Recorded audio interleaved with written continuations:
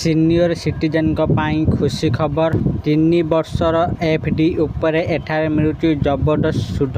Senior citizen खुशी खबर आसी जदि आपणक बयस 60 वर्ष किंबा आपणक घरे कई सीनियर सिटीजन रोचंती तेबे आपणक एई खबर बहुत उपयोगी होई पारिबो।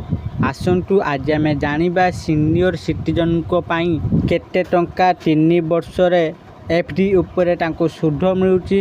आसंतु जानिबा संपूर्ण एई विषय रे एई वीडियो माध्यम रे। तेनु वीडियो को आरंभ करबा पूर्वरु आपण समस्त को अनुरोध जो माने एपर्यंत आम चैनल को सब्सक्राइब करनांती आपण माने एबे ही आम चैनल को सब्सक्राइब करदंतु आउ एई वीडियो को बहुत मात्रा रे लाइक शेयर और कमेंट करदंतु। तेबे चलंतु देरी न करिकि आज रो वीडियो को आरंभ करबा।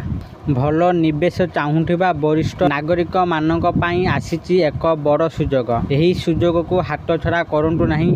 एबे किछि बैंक वरिष्ठ नागरिक मानकु एफडी बाबद को वार्षिक 8.3% सुध प्रदान करुछंती। एही सुध 3 कोटी पर्यंत जमा उपरे प्रযোज्य। जना स्मॉल फाइनेंस बैंक वरिष्ठ नागरिकंक पई 3 वर्षर एफडी उपरे 8.3% वार्षिक सुध प्रदान करुची।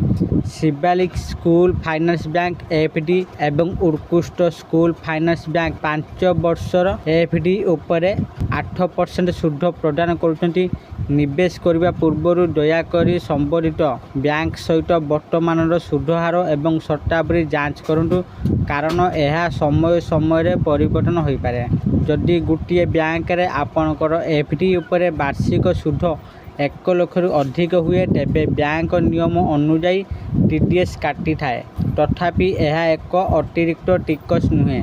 जदि आपणकर मोट टिकस कम तेबे आपणकर आयकर रिटर्न आईटीआर फाइल करबा समय एही टीडीएस रो फेरस्त दाबी करि परिबे। समस्त टिकस छाड़ एवं धारा 87 एहे रिहातीर लाभ नेबा परे जदि आपणकर मोट टिकस 0 हुए तेबे वरिष्ठ नागरिक माने बैंक रे फॉर्म 15H दाखल करी टीडीएस एड़ाई पारिबे। नूतन टिकस व्यवस्था अनुଯାयी धारा 87 ए अनुଯାयी 12 लाख पर्यंत आय टिकस छाड़ पाई योग्य, किंतु बैंक गुड़िक आपणकर मोट आय जानी नाहंती। तेणु जदि सुध निर्धारित सीमा अतिक्रम करे तेबे टीडीएस कटा जाए। विशेषज्ञ माने कहते जे केवल अधिक सुधार देखी एफडी रे निवेश करिबा उचित नुहे। बैंकर विश्वसनीयता, जमा उपरे प्रदान करा जाउथबा बीमा कवरेज, लॉक इन अवधि एवं टिकस नियम को बुझिबा मध्य गुरुत्वपूर्ण। जदि आपणकर आय कर योग्य नुहे तेबे समय सीमा मध्य फॉर्म 15H दाखल करिबा द्वारा अनावश्यक टीडीएस काट को एड़ाइबार साहाय्य मिल पाइबा।